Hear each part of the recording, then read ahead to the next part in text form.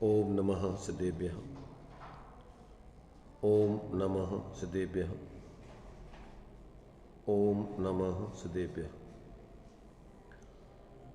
मंगलम भगवान वीरो मंगलम गौतमो मुनि मंगलम कुंद कुंदात्यो जैन धर्मोस्तु मंगलम सर्वमंगल मांगल्यम सर्वकल्याणकारकं प्रधानं सर्वधर्माणां जैनं जयतु शासनं जैनं जयतु शासनं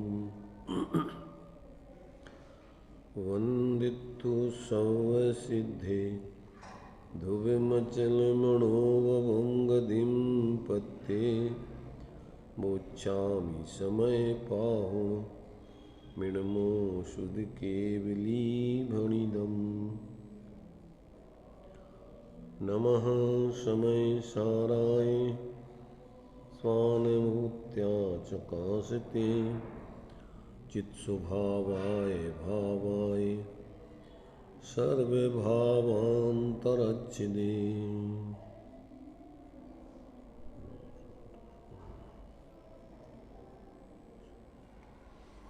146 गाथा अपनी चल रही है।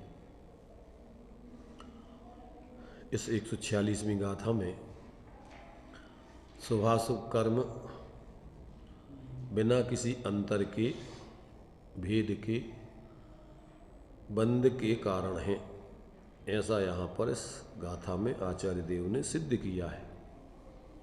दृष्टांत क्या दिया है? ज्यों लोहे की त्यों कनक की जंजीर जकड़े पुरुष को, इस रीति से शुभ या अशुभ कृत कर्म बांधे जीव को। क्या कहा इस गाथा में? जैसे सोने की बेड़ी भी पुरुष को बांधती है। भी क्यों लगाया? क्योंकि ज़्यादातर लोहे की बेड़ियाँ बनती हैं, सोने की बेड़ियाँ बनती नहीं हैं। परंतु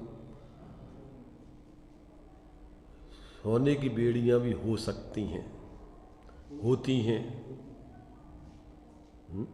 अच्छे लोगों के लिए, ऊंचे लोगों को ऊंची क्वालिटी की जेल, ऊंची क्वालिटी की हथकड़ियाँ, बेड़ियाँ डाली जाती हैं। तो ऐसे ही जो है, ये अच्छे जो शुभ कार्य करते हैं तो उनके लिए ऊंची हथकड़ियाँ, बेड़ियाँ, स्वर्गों की जेल मिलती है उनको। वहाँ पर उनको खाने के लिए भी कुछ अलग क्वालिटी की सब चीज़ें मिलती हैं, सुविधाएं रहती हैं, पर है सब जेल, बंधन। इसलिए यहाँ पर कि सोने की बेड़ी भी बांधती है पुरुष को, और लोहे की तो बांधती ही है, वो तो सब जानते ही हैं। यानी पाप को तो सारी दुनिया पाप बुरा जानती है, पर पुण्य को बंधन या पाप समझने वाले, आत्मा का पतन करने वाले, जानने वाले कोई बिरले ज्ञानी होते हैं। ये भी वास्तव में धर्म नहीं है, ये भी आत्मा को पतन का, बंधन का ही कारण है। तो सारी दुनिया तो ज़्यादातर पाप को ही अधर्म और पुण्य को धर्म। अन्य मत में तो पुण्य से आगे बढ़ने की व्यवस्था ही नहीं है। अष्टादश पुराणेषु, 18 पुराणों में क्या है? परोपकार धर्म है, पुण्य परोपकाराय और पापाय परपीड़ना। दूसरों को कष्ट पहुंचाना पाप है और परोपकार करना धर्म है। पुण्य है वो धर्म, पुण्य कोई धर्म मानती। पर यहाँ आचार्य कहते हैं कि भाई देखो, परमार्थ से तो तुम परोपकार कर नहीं सकते। क्या कहा? परमार्थ से तो तुम परोपकार, परोपकार माने पर का हित, पर को सुखी कर सकते कि नहीं? नहीं कर सकते। क्यों नहीं कर सकते? क्योंकि उसका सुखी होना उसके भावों के आश्रित है और व्यवहार से उसके कर्मों के उदय के आश्रित है। न तो तुम परमार्थ से उसको सुखी कर सकते हो और न व्यवहार से सुखी कर सकते हो। यदि उसने पाप कर्म बांध के आया है तो तुम उसको सुख में निमित्त भी नहीं बन सकते हो। कार्य करने को जाओगे उसके सुख के और हो जाएगा उसका अहित। तो अगर ये बात समझ में आ जाए कि स्वयं किए जो कर्म निमित्त रूप में स्वयं किए जो कर्म शुभाशुभ फल निश्चय ही भेदेते और स्वयं करे फल अन्य दे तो स्वयं किए निष्फल होते। अपने कर्म सिवाय जीव को कोई न फल देता कुछ भी, पर देता है यह विचार तज स्थिर हो छोड़ प्रमादी बुद्धि। ये सब अविवेक के भाव छोड़ करके अपने स्वरूप में स्थिर हो, इसी में तेरा हित है, भला है, सुख है। आचार्य कह रहे बाहर से जो संयोग मिलेंगे वो तेरे उदय अनुसार मिलेंगे, इसके लिए भी दूसरों का मुँह ताकने की जरूरत नहीं। यदि तू आत्माराधना करेगा तो तेरे लिए जो कुछ तेरा पुण्य का उदय है वो सब मिलेगा, और आत्माराधना करने पर तो पाप भी बदल के पुण्य रूप परिणत हो जाते। और चूंकि फिर उसको पुण्य पाप में संयोगों में संयोगी भावों में सुख भाषित ही नहीं होता, उसको तो अपने स्वाश्रित परिणाम आनंद और सुखमय दिखते हैं, इसलिए उसकी बाहर से सुख की कल्पना भी झूठी लगती है। ये भाव ही उसको पराश्रित दुख रूप भाषित होते, इसलिए उनको वो चाहते ही नहीं है। तो ज्ञानियों के जीवन में कहते इस प्रकार से जब ये वस्तु व्यवस्था समझ लेते हैं तो उनके जीवन में जो संयोग हैं वे तो अपने से भिन्न हैं, परंतु जो पुण्य का भाव है वो भी वास्तव में पराश्रित भाव है, कसाय का भाव है, और वो भी दुख रूप है, बंधन का ही कारण है। ऐसा ज्ञानी जानते। सिद्धांत ग्रंथों में भी ये सब बातें लिखी हैं कि बंधन के कारण दो प्रकार के, निमित्त रूप में मन वचन काय और भावों के रूप में अपने अंदर के भाव, और अवलंबन रूप में बाहर के नो कर्म आदि जो भाव होते हैं, तो वे कारण बाहर के निमित्त अलग अलग होते हैं पुण्य पाप के। तो ये जो है ये सब पराश्रित भाव है, काय वांग मन कर्म योगा सा आश्रवा शुभा पुण्यस अशुभा पापस। तो ये दोनों पराश्रित भाव है, कसाय रूप भाव है, और ये वास्तव में वर्तमान में भी आकुलता रूप है और भविष्य के लिए भी कर्म बंधन आदि के कारण है। ज्ञानी ऐसा जानता है, इसलिए अविशेषतया वो कर्म मात्र को नहीं चाहता, कोई कर्म नहीं चाहता, वो एकमात्र अपने स्वाश्रित धर्म को ही चाहता है और उसके आश्रय से ही जीवन जीता है। ये बात इस गाथा में आचार्य देव ने ये मुख्य रूप से कही है। अब टीका में उसी बात को आचार्य देव ने स्पष्टीकरण दिया है। वैसे तो गाथा ही में वो बातें दृष्टांत पूर्वक उनने कही है, और वही बात टीका में आचार्य अमृतचंद देव ने लिखी है कि जैसे सोने की और लोहे की बेड़ी बिना किसी भी अंतर के पुरुष को बांधती है, क्योंकि बंधन भाव की अपेक्षा से उसमें कोई अंतर नहीं है, इसी प्रकार शुभ और अशुभ कर्म बिना किसी भी अंतर के पुरुष को यानी जीव को बांधते हैं, क्योंकि बंध भाव की अपेक्षा से उनमें कोई अंतर नहीं है। क्योंकि मुख्य रूप से मिथ्या दृष्टि को भ्रम होता है, सम्यक दृष्टि को तो ऐसा भ्रम होता नहीं। कौन सा? शुभ अशुभ कर्म धर्म, अशुभ अशुभ कर्म अधर्म है और शुभ कर्म धर्म है। मिथ्या दृष्टि को ऐसा भ्रम रहता है, पर सम्यक दृष्टि को तो ऐसा भ्रम होता ही नहीं। वो तो जानता है कि शुभाशुभ कर्म कर्म है और स्वाश्रित शुद्ध भाव धर्म है। सम्यक दर्शन ज्ञान चारित्र के भाव धर्म है, जिसको अपन बोलते हैं कि ज्ञान निर्बंध का कारण है और अज्ञान बंध का कारण है। तो अज्ञान में मिथ्या दर्शन ज्ञान चारित्र लिए और ज्ञान में सम्यक दर्शन ज्ञान चारित्र को गर्भित किया है। स्वाश्रित परिणाम सब ज्ञानाश्रित है और पराश्रित परिणाम सब अज्ञान आश्रित है, ऐसा जानना चाहिए। तो यहाँ किसी भी अंतर के बिना शुभ और अशुभ कर्म क्या करते हैं, पुरुष को यानी जीव को बांधते हैं, क्योंकि बंध भाव की अपेक्षा से उनमें कोई अंतर नहीं है। अब इसको तात्पर्य वृत्ति में थोड़ा और विशेष स्पष्टीकरण किया है। इसमें थोड़ा सम्यक दृष्टि के माध्यम से भी थोड़ा खुलासा करने का प्रयत्न किया है। तो देखिए उसमें यहाँ कहते हैं तात्पर्य व्यक्ति का भी देखिए हिंदी उसका पढ़ते हैं। अब दोनों कर्मों को समान रूप से बंध का कारण सिद्ध करते हैं। स्वर्ण्यम्पि नीलम बंधति कालायसम्पि जय पुरुषम।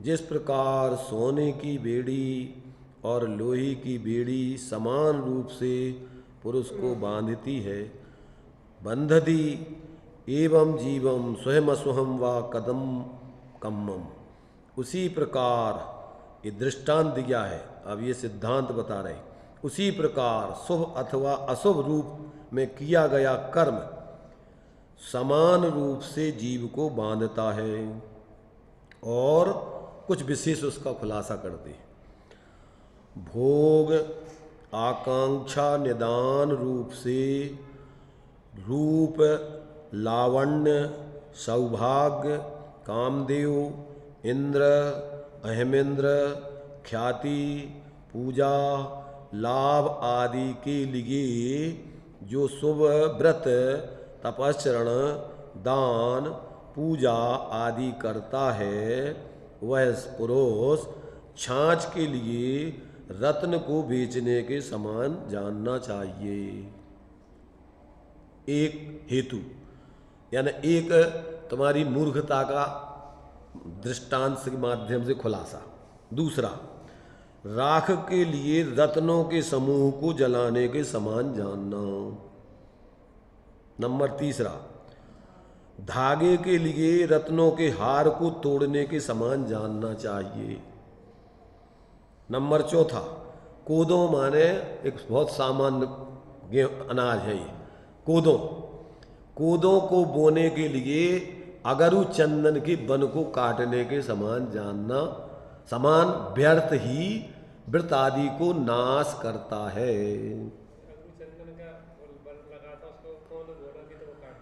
हमें कोदो पैदा करना है और अगरु चंदन के वन को मैंने उसको काट करके अलग कर रहा है।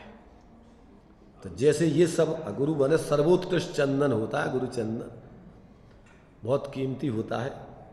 अब ये तो बहुत हजारों रुपए किलो आ रहा है, समझ रहे।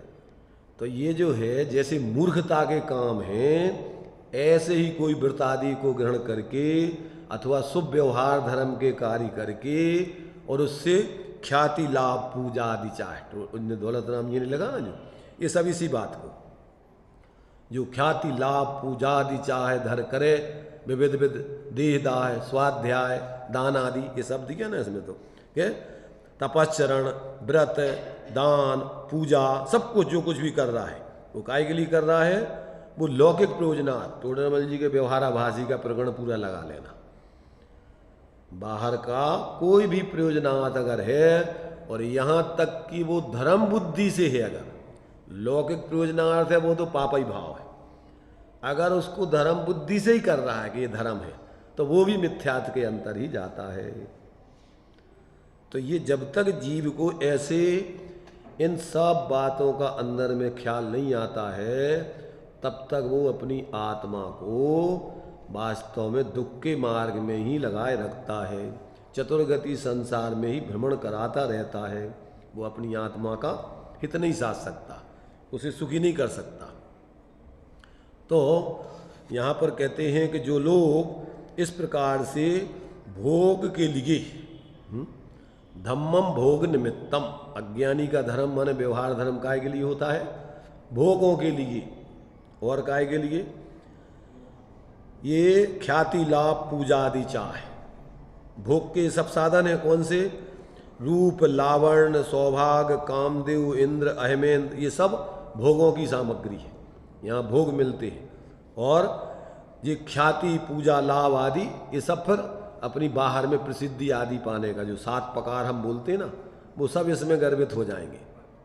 कौन कौन से, पद के लिए, पैसों के लिए, पद पैसा प्रशंसा के लिए, प्रसिद्धि के लिए, प्रतिष्ठा के लिए और प्रदर्शन के लिए, प्रतिस्पर्धा के लिए, ये सब अपने को दूसरों से आगे दिखाने को दूसरों को अपने को दूसरों में श्रेष्ठ बताने को, इत्यादि जितने भी बहिर्मुखता वाले भाव हैं, इस सब के सब कहते हैं वास्तव में बहुत हीन भाव हैं, ये तुच्छ भाव हैं, ये तुम्हारे आत्मा के प्रति दुर्भाव है, खोटे भाव है।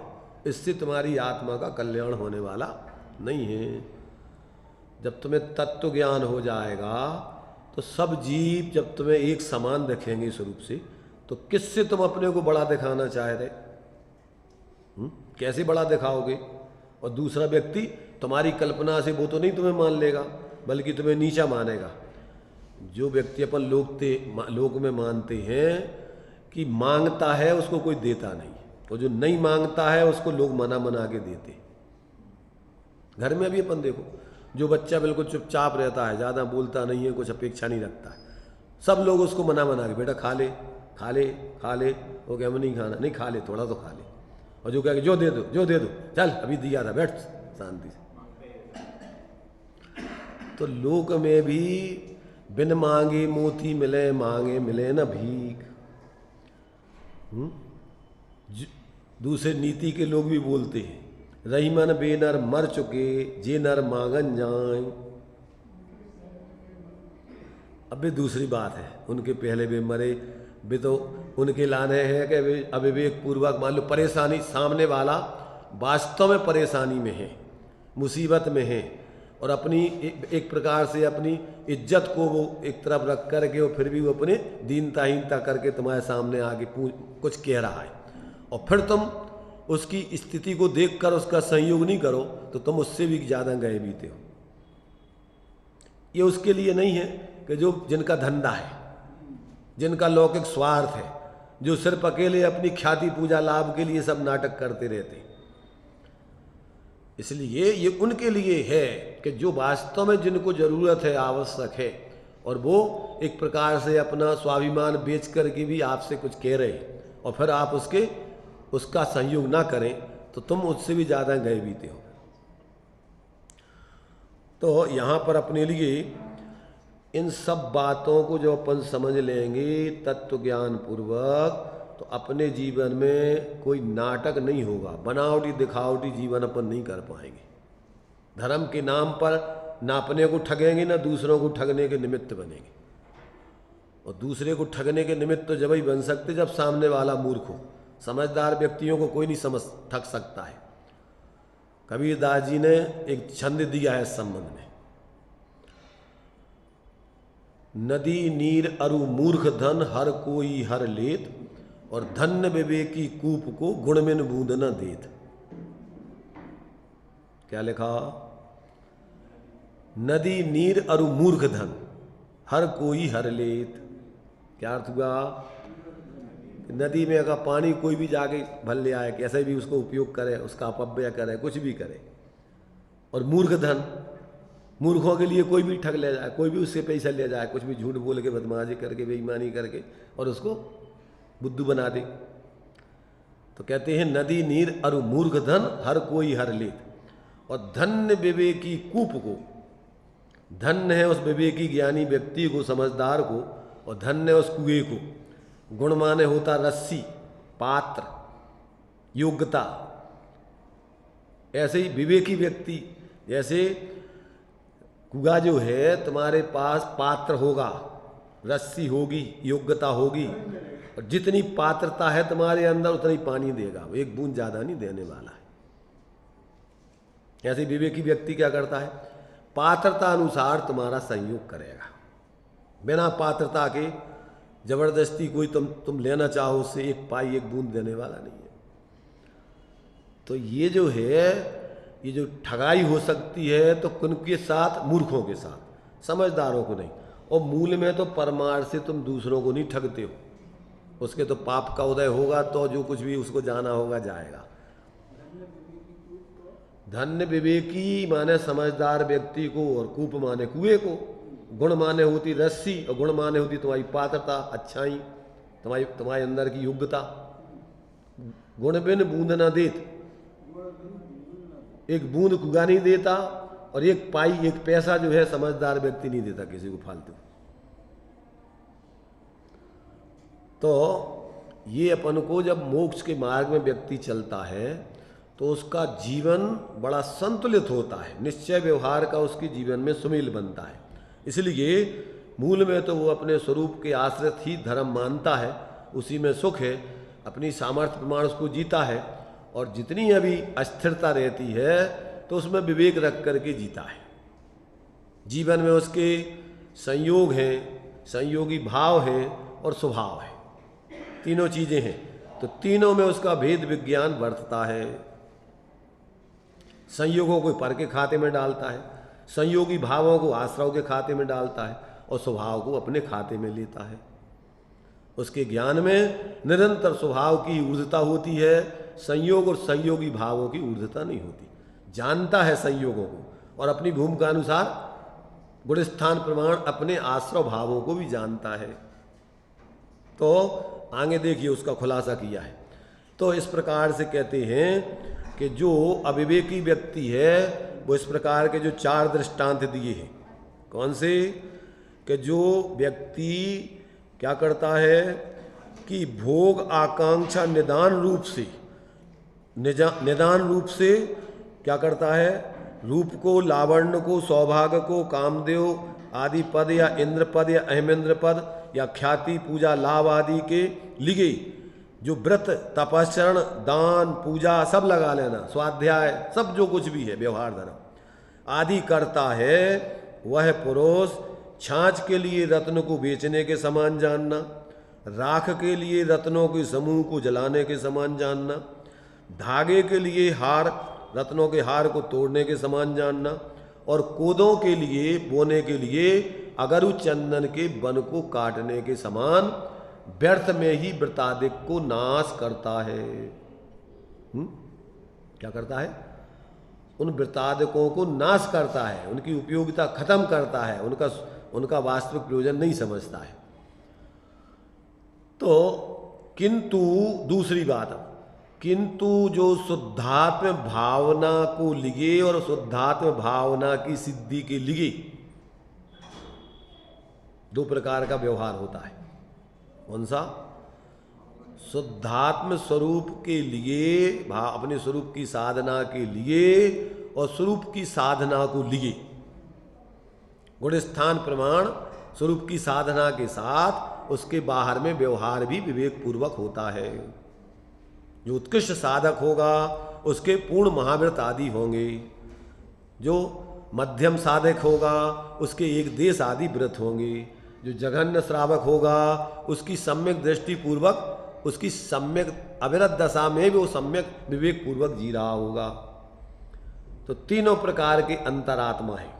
तीनों प्रकार की अंतरात्माओं को परद्रव्यों का यानी सद निमित्तों का, अपने होने वाले योग गुणस्थान प्रमाण विकारी भावों का, औदिक भावों का, और अंदर में अपने गुणस्थान प्रमाण स्वाश्रित वीतराग भावों का बराबर उसको विवेक बरतता है। ऐसा सम्यक ज्ञान उसके जीवन में है। तो जो भी है वो बात कहेगा, तो अगर मुनिराज ऐसा नहीं कि वो जो बात जैसी है उसको वैसा नहीं जानेगा और वैसा प्रवर्तन व्यवहार का व्यवहार रूप नहीं करेगा, वो करेगा पर ऊर्ध्वता रहेगी उसको अपने स्वरूप की और स्वाश्रित परिणामों की। धर्मात्मा को काय की ऊर्ध्वता होती है? अपने शुद्ध स्वरूप की और अपने शुद्ध स्वरूप आश्रित शुद्ध भावों की। साथ में रहने वाले सहचर विकारी भाव, साथ में रहने वाले निमित्त, उनका विवेक रखेगा, और संयोग आदि उनका विवेक रखेगा कि किस भूमिका में कौन से संयोग हो सकते हैं। जैसे मान लीजिए अभी हमने एक दिन बताया था कि मुनिराजों का पन मूल्यांकन कितने प्रकार से करेंगे। कोई पूछे किसे कहते मुनिराज, तो पिछी कमंडल वाले मुनिराज होते हैं। फिर कहेंगे नग्न दिगंबर मुनिराज होते हैं।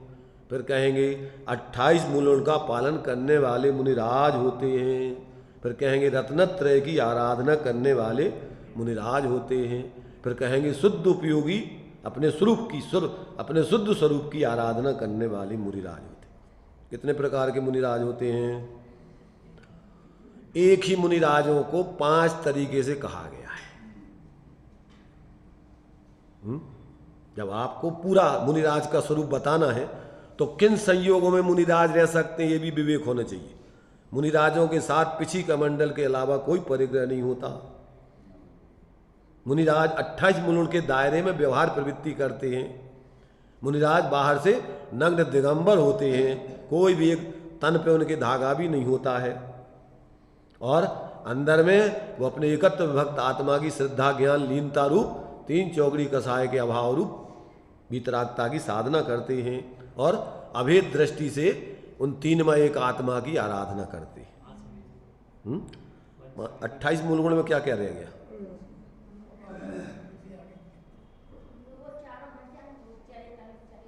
सब लग जाएंगे उसमें, जितने भी व्यवहार सम्यक ज्ञान में होते हैं और वो बराबर उनके ज्ञान में ये सब यथार्थ बोध होता है, किसी प्रकार की खींचतान नहीं होती। जहाँ से जो बात है जैसी वो कहेंगे, जो व्यवहार की बात है व्यवहार से कहेंगे, परमार्थ की बात है परमार्थ से कहेंगे। ऐसा नहीं कि नहीं वो तो व्यवहार झूठा है झूठा है झूठा है। सम्यक ज्ञान में व्यवहार यथायोग होता ही है और उसका विवेक बढ़ता है, उसमें धर्म बुद्धि नहीं होगी। पर की क्रिया से पर की प्रवृत्ति वो कोई धर्म अधर्म, वो तो पर इसी प्रकार के निमित्तों में रह करके वो अपनी आराधना करती। ऐसे ही सम्यक दृष्टि पंचम गुण स्थानवर्ती होगा तो 11 प्रतिमाओं का स्वरूप और उसका जीवन उसमय होगा। इसी प्रकार अवरत सम्यक दृष्टि होगा तो वो बाहर में सच्चे देव सास गुरु आदि जो अपने लिए 6 धर्म के आयतन बतलाए हैं, देव गुरु धर्म आप तागम पदार्थ, इनका यथार्थ बोध होगा, उनके प्रति बहुमान होगा। बाकी इनके विपरीत उसको कोई चीज़ें मान्य नहीं होंगी, को गुरु को देव को धर्म आदि। तो ये उसका विवेक है जीवन में, उसकी प्रवृत्ति बराबर इस प्रकार से चलेगी, पर ऊर्ध्वता उसको अपने स्वरूप की और स्वाभाविक भावों की होगी। तो ये सम्यक दृष्टि बाहर की कोई क्रिया में, बाहर की प्रवृत्ति में धर्म नहीं मानता। तो ये इसको तो बंधन रूप जानता है, दोनों प्रकार का बंधन है। ऐसा विवेकी व्यक्ति के जीवन में पूरा संतुलन चलता है। और जिनको विवेकी बनना है वे क्या करें, उनके लिए क्या करें, ताते जिनवर कथित तत्व अभ्यास करें और संशय विभ्रम मोह त्याग अपने को रखें। तो उसमें ज्ञान की साक्षी पने की ऊर्ध्वता रखें। 3 चीजें सबके जीवन में चल रही हैं, ज्ञान चल रहा है, स्वभाव भाव चल रहे हैं और शरीर आदि की क्रिया चल रही है। अब इसमें अज्ञानी व्यक्ति क्या करता है, सबको एक में एक करके और अपने को उस रूप मानता है, शरीर क्रिया ज्ञान कोई भेद नहीं उसको, कि मैं जानने वाला हूँ, कि मैं राग द्वेष करने वाला हूँ, कि मैं सुखी दुखी हूँ, कि मैं शरीर आदि ये स्त्री पुरुष हूँ, मोटा पतला हूँ, क्या हूँ, अमीर गरीब हूँ, क्या हूँ मैं।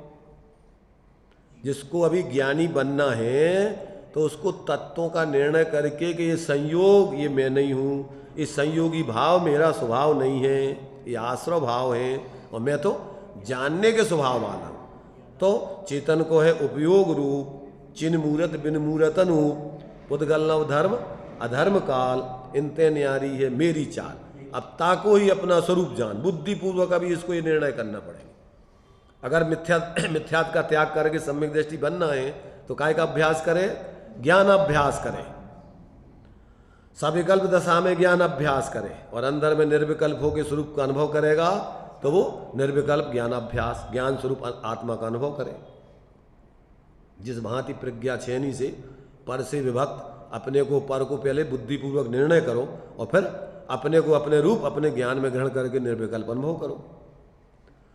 जब तक निर्विकल्प अनुभव नहीं हो जाता तब तक उसका मिथ्यात्व नाश नहीं होता, और जब तक तत्व अभ्यास नहीं करता तब तक मिथ्यात्व गलता नहीं। 24 घंटे आपकी प्रवृत्ति चल रही है, उसमें ऊर्ध्वता साक्षी पने की होना चाहिए, उसमें ऊर्ध्वता संयोगों की भोगों की कसायों की नहीं होनी चाहिए। जो भी प्रवृत्ति करते हो, क्रियाएं कर रहे हो, उस क्रिया में आप एक ज्ञान क्रिया चल रही है, एक कौन सी क्रिया चल रही, विकारी भावों की क्रिया चल रही, एक शरीर आदि की क्रिया चल रही। तो तुम कौन सी क्रिया में हो, तुम जानन स्वरूप वाली क्रिया में हो कि तुम अशुद्ध भावों की क्रिया रूप हो कि तुम शरीर आदि की क्रिया रूप हो। देखो ये सामान्य बातें नहीं है, भ्रम में मत रहना। अपन सोचते हैं कि अपन तो सब सुनते रहते हैं, सुनने से काम नहीं चलेगा, और सुनाने वाले भ्रम में नहीं रहे, धारणा में भर करके और सोच लिया कि अपन ने जो भरा टेप खोल दिया तो इससे कल्याण नहीं हो जाएगा। जब तक जीवन में तुम्हारे स्वरूप की ऊर्ध्वता से आप जीवन नहीं जियोगे, वेद विज्ञान नहीं करोगे, मिथ्या टस से मस होने वाला नहीं है। 24 घंटे का प्रयोग है। आचार्यों ने लिखा कि एक 6 महीना अभ्यास करो।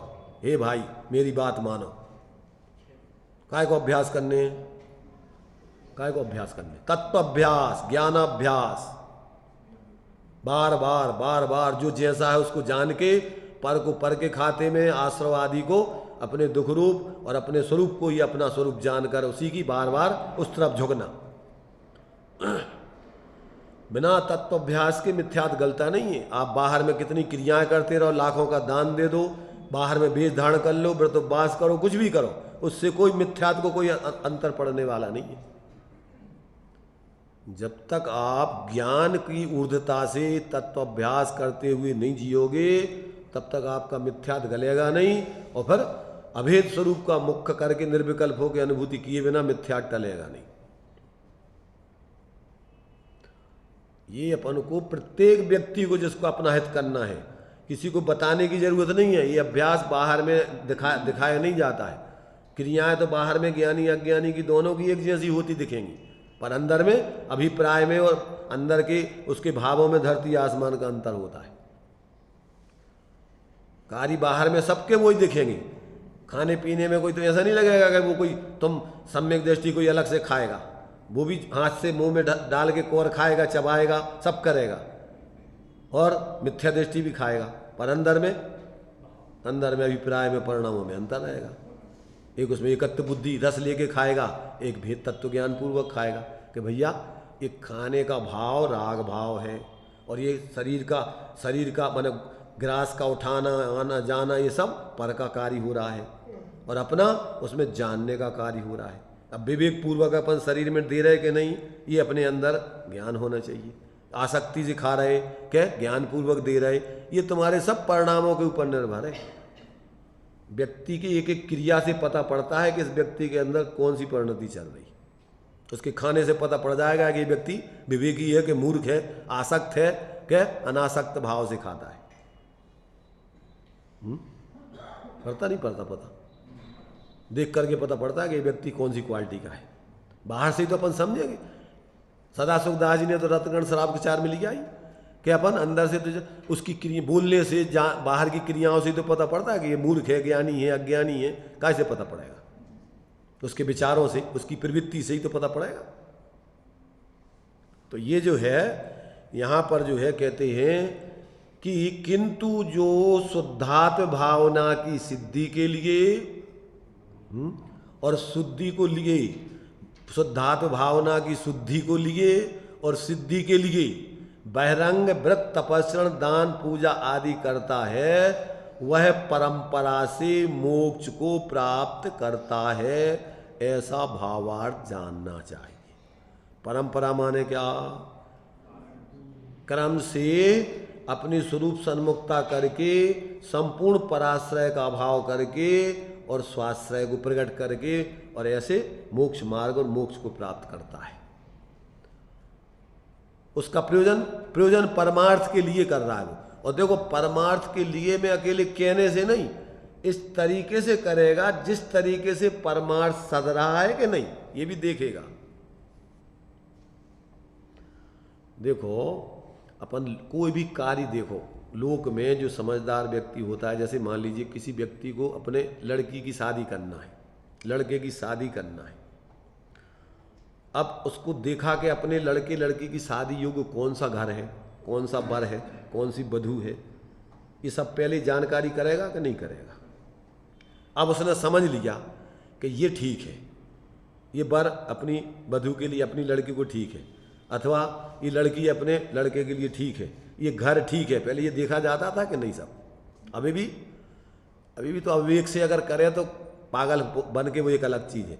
पर जो भी विवेकी व्यक्ति पहले पूरा देखते थे ऊपर से नीचे तक, और तो दूर छोड़ो तुम, नाई देख के आता था और वो पूरी जानकारी देता था कि ये घर तुम्हारे करने लायक है शादी।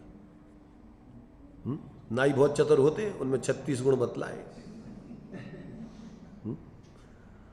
तो वो पूरी की पूरी जानकारी चारों तरफ से करके आता था, पूरी सब तरफ से खोजबीन करके कि ये घर आपके योग्य है।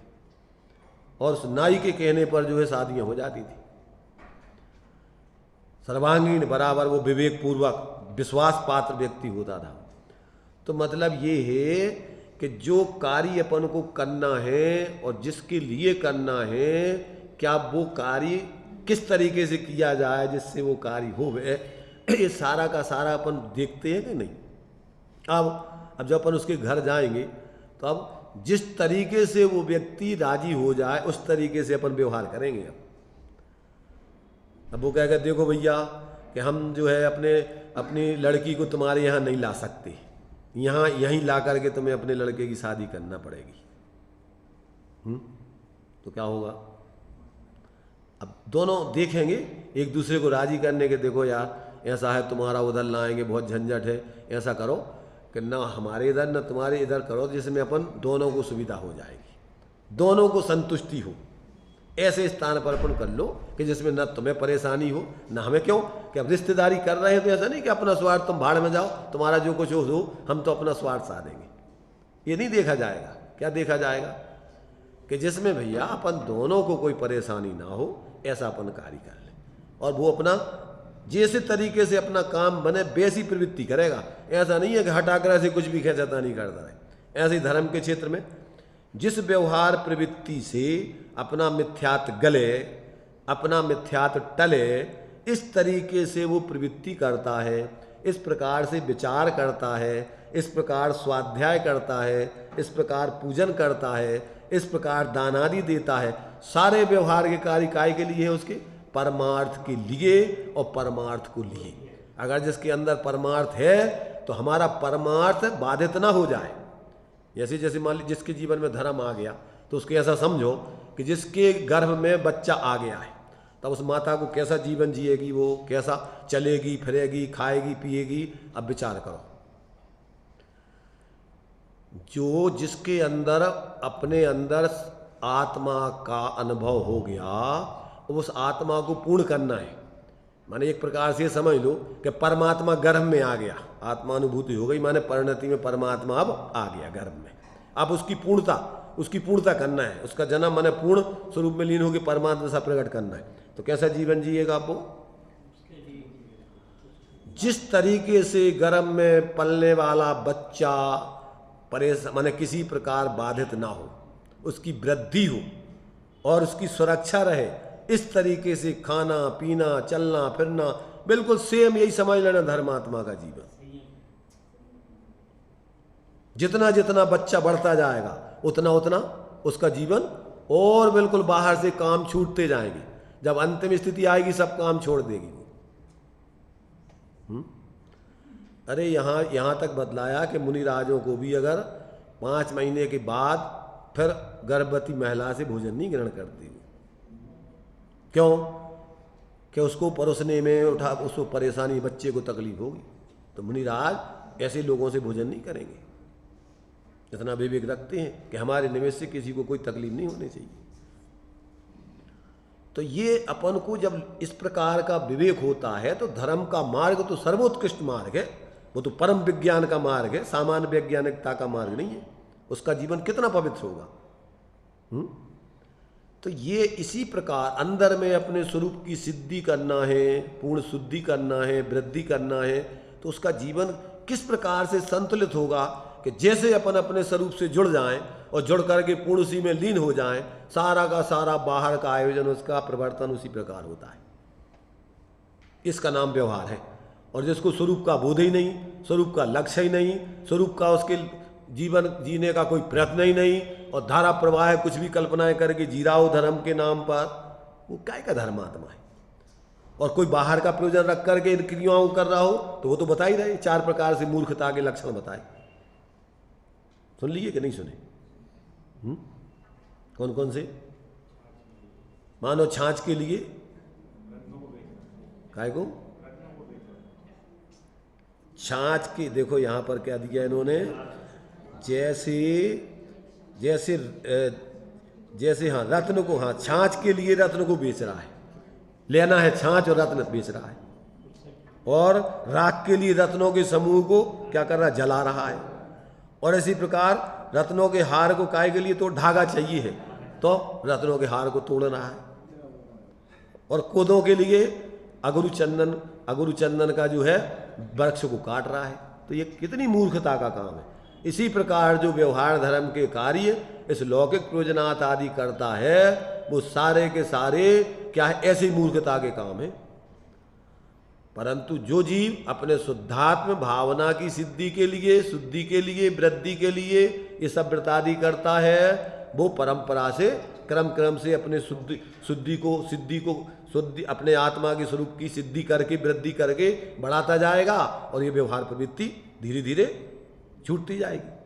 तो इस प्रकार से ऐसापन को, ये तो बंधन तो उसको है जो अविवेकी है और उसी में धर्म मान करके व्यवहार में लगा हुआ है। तो जैसे पाप के कामों से सुखी होने की कल्पना है, ऐसे ही पुण्य के कामों से सुखी होने की कल्पना, तो ये तो कहते कभी आज तक पूरी होने वाली नहीं। ऐसा मिथ्या दृष्टि के जीवन की दृष्टि से ये दोनों क्रियाएं उसको, चाहे साधु बन जाओ और चाहे गृहस्थ अवस्था में रहो, चाहे संयोग और भोगों से सुख की कल्पना करो, और चाहे त्याग से, व्रत आदि से, उपवास से सुख की कल्पना करो, दोनों कल्पनाएं झूठी हैं। ना तो संयोगों से सुख मिलेगा और न संयोगों के त्याग और बाहर के व्यवहार व्रत तप आदि से सुख शांति मिलने वाली है। सुख शांति तो एकमात्र अपने उस स्वरूप में है। जब तक आप अपने स्वरूप की श्रद्धा, ज्ञान, लीनता की प्रवृत्ति नहीं करोगे, तब तक किसी को सुख शांति मिलने वाली नहीं है। ये बात अपन को यहाँ समझने लायक है। तो ये अपने लिए शुभाशुभ कर्म बिना अंतर के बंध के कारण है, यहाँ तो ये बताया। अब दोनों कर्मों का यहाँ निषेध करते हैं।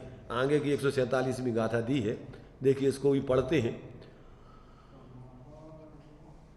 तम्मादु कुशीले हिये रागम माँ कुणः माँ वा ससंगम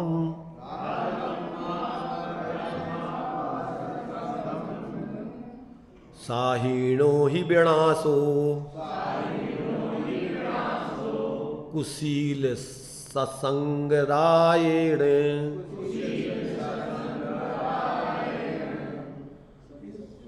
इससे करो नहीं राग व संसर्ग उभय कुशील का, इस कुशील के संसर्ग से है नाश तुझ स्वातंत्र का।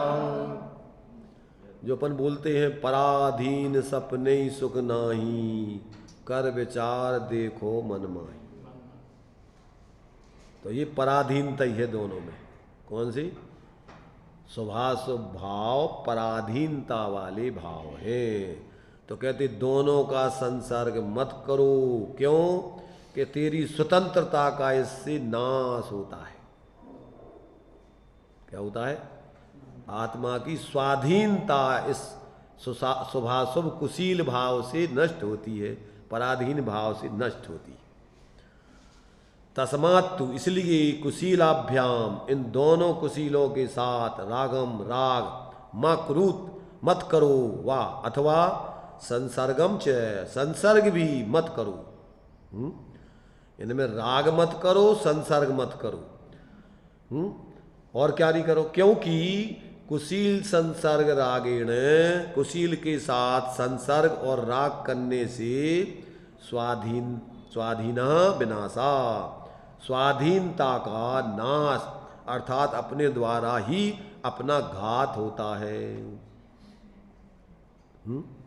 अब दृष्टांत दिया देखो इन्होंने, हथनी हाथी का। जैसे कुशील मनोरम और अमनोरम हथनी रूपी कुटनी के साथ हाथी का राग और संसर्ग बंध यानी बंधन का कारण होता है, उसी प्रकार कुशील अर्थात शुभाशुभ कर्मों के साथ राग और संसर्ग बंध के कारण होने से शुभाशुभ कर्मों के साथ राग और संसर्ग का निषेध किया गया है। क्या कहा? जो हाथी होता है उसको बंधन में डालने के लिए, पकड़ने के लिए कुछ तरीके अपनाए जाते हैं। कुट्टनी माने हथनी को पढ़ाया सिखाया जाता है और सिखा करके उसको हाथी के पास भेजा जाता है, और वो हथनी, वो जो हाथी है वो कामासक्त होकर के उस हथनी के पीछे लगता है। अब कहते चाहे वो हथनी सुंदर हो चाहे कुरूप हो, पर जो उसके अधीन आएगा तो क्या होगा कि अब वो क्या करता है, एक गड्ढा खोदा जाता है, जंगलों में गड्ढा खोद दिए जाते हैं और उसके ऊपर घास वगैरह डाल दी जाती हरी, और उस पर पेड़ पौधे से लगा दिए जाते हैं, और ऊपर से माने ऊपर से पोला है, वो नीचे से उसको बंद करके रख दिया गया है। और वो हथनी तो आती है दौड़ करके और बगल से निकल जाती है, और वो हाथी उसके पीछे दौड़ा दौड़ा आता है और वो आकर के उस गड्ढे में आकर के गिर जाता है, फंस जाता है। तो कहते हैं दोनों प्रकार के, देखो वैसे तो क्या होता है, ज़्यादातर तो क्या है कि व्यक्ति जो है ये इस प्रकार का जो राग है वो अंधा होता है, उसको दिखाई नहीं देता है कुछ भी। कामांध होते हैं और इस प्रकार के मुहांध होते हैं, तो ऐसी मिथ्या दृष्टि जीव को कुछ भी अच्छा बुरा समझ में नहीं आता है। जो उसने कल्पना कर रखी है सुखी होने की, उसी में अंधे होकर के लगा रहता है रात दिन एकांत से। तो ऐसी धर्म के नाम पे हो और चाहे संसार के सुखी होने के लिए, चाहे भोगों में इकट्ठा करने में लगा हुआ हो और चाहे बाहर के त्याग आदि में अपनी कल्पना से लगा हुआ हो, उसको बंधन में ही पड़ता है, वो कोई धर्म उसके जीवन में नहीं आता है। तो ये दो प्रकार के दृष्टांत दिए। तात्पर्य वृत्ति में उसी का इन्होंने थोड़ा राग और संसर्ग का खुलासा किया। देखिए, अब मोक्ष मार्ग के विषय में दोनों कर्मों का विशेष रूप से निषेध करते हैं। इस कारण से कुशील या कुत्सित शुभाशुभ कर्मों के साथ अंतरंग राग मत करो और बहिरंग वचन तथा कायगत संसर्ग मत करो। राग और संसर्ग का दो तरीके से खुलासा किया। कैसा किया कि अंदर में उसके प्रति अनुराग मत रखो और बाहर में क्या करो, तुम वचन से और काय से उसके साथ में संसर्ग मत करो। तो कहते हैं कि इस प्रकार से यहाँ पर कहते हैं कि इस कारण से कुशील या कुत्सित स्वभाव भावों के साथ अंतरंग में उसके प्रति अनुराग मत करो और बहिरंग में वचन और कायगत संसर्ग मत करो। किस लिए मत करो? क्योंकि कुशील के साथ संसर्ग और राग करने से नियम से स्वाधीनता का विनाश होता है। स्पष्ट रूप से निर्विकल्प समाधि के घात रूप आत्मार से जीव भ्रष्ट होता है। स्वाधीनता माने क्या? अपने स्वरूप में समाधिस्थ होकर के आनंद भोगना। अब तुम इनमें लगे रहोगे तो ना तो समाधिस्थ हो सकते हो, और अगर इनमें तुम इनकी इच्छा करोगे तो समाधिस्थ से च्युत होकर के और अपनी स्वाधीनता को खोगे। समझ में आया? अगर इन्हीं में लगे रहोगे तो समाधिस्थ हो जाओगे कि नहीं कभी? अगर इन्हीं में तुम्हारी रुचि लगी रही, अगर शुभाशुभ भावों में तुम्हारी सुख बुद्धि धर्म बुद्धि रही, तो तुम कभी स्वाधीन होकर के आत्मिक सुख समाधिस्थ होकर के पा पाओगे कि नहीं? कभी नहीं पा सकते। इसलिए जिनको अपनी स्वाधीनता का विघात नहीं करना हो तो उनके लिए इन पराश्रित भावों का क्या एक राग, इसमें राग मत करो, एकत्व बुद्धि मत करो, इसमें सुख बुद्धि मत करो। समझ ना? मिथ्या दृष्टि की मुख्यता से कथन है। और अगर इनमें तुम राग करते रहोगे तो क्या होगा कि तुम कभी समाधिस्थ हो नहीं पाओगे। और जो समाधिस्थ हो चुके या हो जिनने अनुभव कर लिया और वे अगर इनमें राग करेंगे तो वे समाधि से च्युत हो जाएंगे। इसलिए अब समाधिस्थ होने वाले जो अपने सम्यक दृष्टि हो जाते हैं, भूमि का अनुसार जो अभी उनके अंदर अस्थिरता जन राग चलता है उसमें भेद विज्ञान करते, उसमें राग नहीं करते, राग में राग नहीं करते। समझ में आया? मिथ्या दृष्टि के जीवन में राग तो होता है पर राग में राग नहीं होता है। राग में राग समझते ना, तो ये राग में एकत्वपना होता है ना राग में राग होता है। तो राग में एकत्वपना माने अपने को उसी रूप मान लेना, वो तो राग में एकत्व बुद्धि हो गई। और राग में राग माने उसमें सुख बुद्धि करना, उसको सुख रूप मानना, तो वो राग में राग। तो ना तो सम्यक दृष्टि को उसमें एकत्व बुद्धि होती है, ना उस राग में उसको राग होता है, उसको दुख रूप जानता है, आश्रव दुख का। और शीघ्रता से उसकी निवृत्ति करने के लिए प्रयत्नशील रहता है।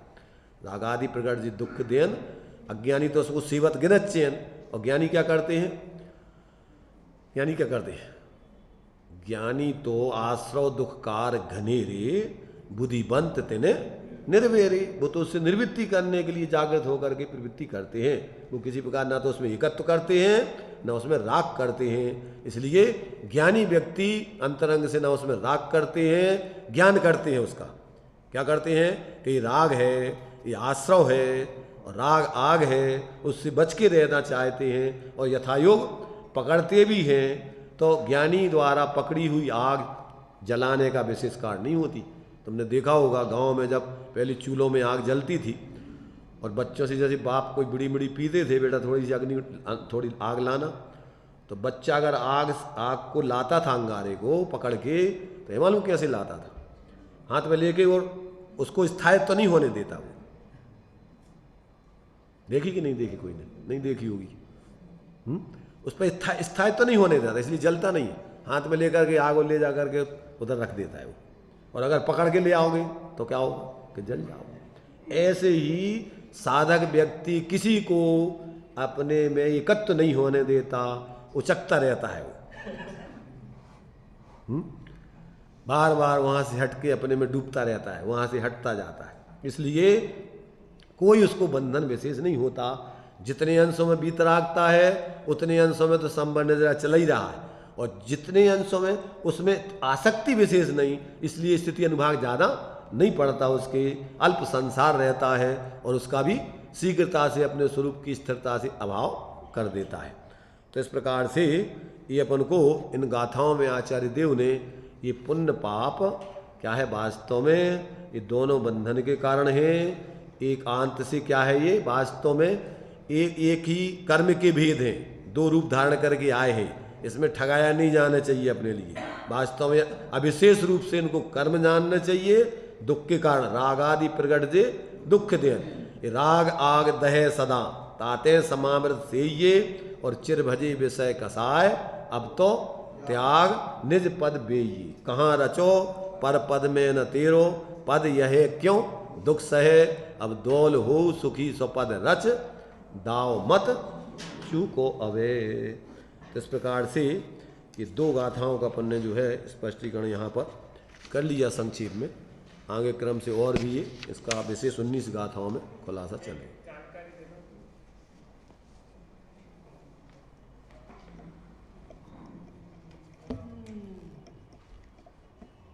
कर्म शुभ और अशुभ दोनों ही बंद हैं, आत्मा को फंसाने के फंद है। लो रोक ले पहले आश्रव को संबर से तू, निर्जरा कर मिटा दे तो क्या बात है। चाहे वह सोने की बेड़ी हो चाहे लोहे की, दोनों ही बांधने वाली है। चाहे सुंदर कुटनी हो चाहे असुंदर, दोनों ही बंधन में डालने वाली है। चाहे पुण्य हो चाहे पाप हो, दोनों संसार का कारण है। बहुत सुंदर चर्चा अपन को प्राप्त हो रही है। त्यागी साहब के प्रवचन तत्काल होने के बाद टेलीग्राम चैनल जो त्यागी साहब का है उस पर डल जाते हैं प्रवचन होने के 15 मिनट के अंदर। उसके अलावा उसी दिन यूट्यूब चैनल पे भी डल जाते हैं, आप वहाँ से भी लाभ ले सकते हैं। कुछ लोगों की शिकायत रहती है कि जो ग्रुप पे प्रवचन डलते हैं 3-3, 4-4 एक साथ डलते हैं तो वो नहीं सुन पाते एक साथ। तो आप इन दो माध्यम से भी उनका लाभ उसी दिन ले सकते हैं। इतनी जानकारी देना चाहिए।